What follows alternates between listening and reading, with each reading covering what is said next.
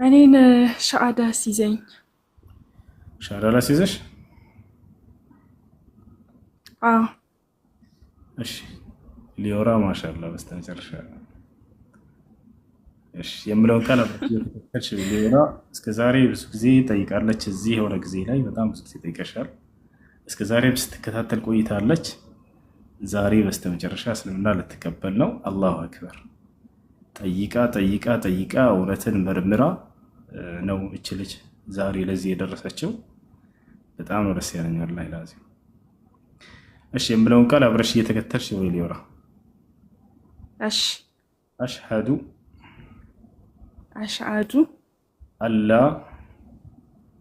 አላህ ኢላሃ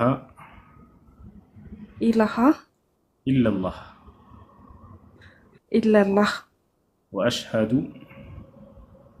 ወአሽአዱ አነ አነ ሙሐመደን ሙሐመደን ረሱሉላህ። ረሱለላህ። አላሁ አክበር ማሻአላህ። ተክቢር ተክቢር ያ ጀማ።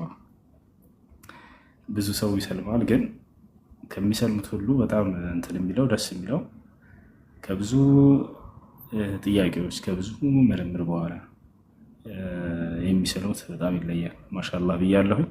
እንኳን ወደ ነቢያት መንገድ ተቀላቀልሽ በህይወት እያለሽ። አሁን ያልሽው ቃል የሻሃዳ ቃል የምስክር ቃል ይባላል። የእስልምና ሃይማኖት የመጀመሪያው ትእዛዝና መሰረት ነው። የነቢያቶች ሁሉ የመጀመሪያ ትምህርታቸው መሰረትና ትእዛዝ ነው። ትርጉሙ ምንድን ነው? እነሆ ከአንዱ አምላክ ከአላህ በስተቀር በእውነት የሚመለክ ሌላ አምላክ የለም ብዬ መሰክራለሁ ማለት ሲሆን፣ ወአሽሀዱ አነ ሙሐመድን ረሱሉላህ ማለት ደግሞ ሙሐመድም የአላህ መልእክተኛና ነቢይ ናቸው ብዬ መሰክራለሁ ማለት ነው።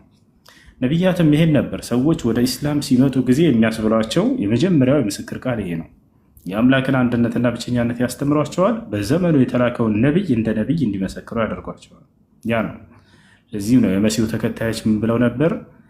ወኢዝ አውሐይቱ ኢለል ሐዋርይን አን አሚኑ ቢ ወቢረሱሊ ቃሉ አመና ወሽሀድ ቢአንና ሙስሊሙን ይላል።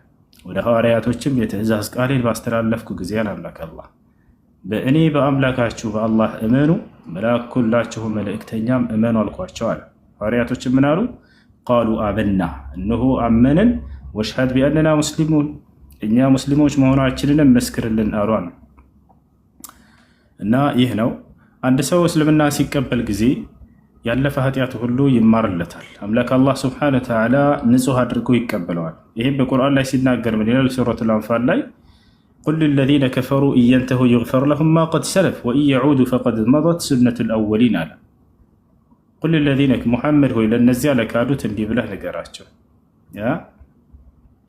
ኢየንተሁ ይግፈር ለሁም ማ ቀድ ሰለፍ ካሉበት ክህደት ቢቆጠቡ ያለፈ ኃጢአታቸው ሁሉ ይማርላቸዋል እያለ ይናገራል።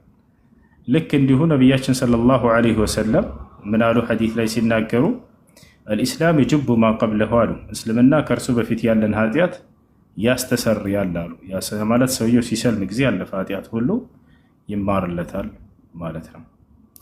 እሺ አንድ ሰው እስልምናን ከተቀበለ በቀጣዩ ዓለም ምን ያገኛል? ምን ተስፋ ተገብቶለታል? ከሞት በኋላ ስላለው ህይወት አምላክ ራሱ ቃል የገባው ነገር አለ ወይ? አዎ። አላህ ስብሐነሁ ወተዓላ ሲናገር ምን ይላል? ኢነ ለዚነ አመኑ ወዐሚሉ ሷሊሓት ለሁም ጀናቱ ነዒም ኻሊዲነ ፊሃ ወዕደላሂ ሐቃ ወሁወል ዐዚዙል ሐኪም ይላል። እነዚያ በእኔ በአላህ አምነው መልካምን የሰሩ ሰዎች ለእነርሱ የገነት ጸጋ አለችላቸው። ኻሊዲነ ፊሃ በእርሷም ውስጥ ለዘላለም ዘውታሪዎች ሲሆኑ አለ። ወዕደላሂ ሐቃ ይህ የእኔ የአላህ ቃል እውነት ነውም እያለ ተናገረ። ወሁወል ዐዚዙል ሐኪም እኔ አሸናፊና ጥበበኛ የሆንኩኝ አምላክ ነኝ ይላል። እና ይህን ይመስላል። አንድ ሰው እስልምናን ከተቀበለ በኋላ የሁለተኛው የእስልምና ሃይማኖት መሰረትና ትእዛዝ የሆነው ለዚህ ላመን ነውና ለመሰከርነት ለአንዱ አምላክ ብቻ መስገድ የሚለው ነው። አምልኮን ሁሉ ለእርሱ ብቻ መፈጸም የሚለው ነው። እዚህ ነው ነቢ ሰለላሁ ዐለይሂ ወሰለም ሲናገሩ ቡንየል ኢስላም ዐላ ኸምስ ሸሃደተን ላ ኢላሃ ኢለላህ ወአነ ሙሐመደን ረሱሉላህ ወኢቃመ ሶላት አሉ። ሶላትን መስገድ ጊዜውን ጠብቆ አግባቡን ጠብቆ መስገድ። ይህን ለማድረግ ሰው ሻወር እንዲወስድ ታዘዋል። ከዚያ ንጹህ ልብስ መልበስ፣ ስለ ውዱእ አደራረግ፣ ስለ ሶላት አሰጋገድ በመማር ሶላት መስገድን ትጀምሪያለሽ ማለት ነው። ይህን ይመስላል። እሺ ስምሽን መቀየር ከፈለግሽ ትችያለሽ፣ ካልፈለግሽው ችግር የለውም። መቀየር ትፈልጊያለሽ? አዎ መቀየር ፈልጋለሁ። እሺ አንቺ የምትወጂው ስም አለ ደስ የሚልሽ? አንድ በጣም ወደው የሙስሊም ስም አለ፣ ግን ትርጉሙን አላውቀውም። አምዚያ። ምን አምዚያ ማለት ምን ማለት ነው? አምዚያ ሐምዚያ ለማለት ነው። ሐምዚያ ሐምዚያ ነው። አምዚያ አምዚያ حمزية. حمزية هي طائفة من الخوارج افترقت عن فرقة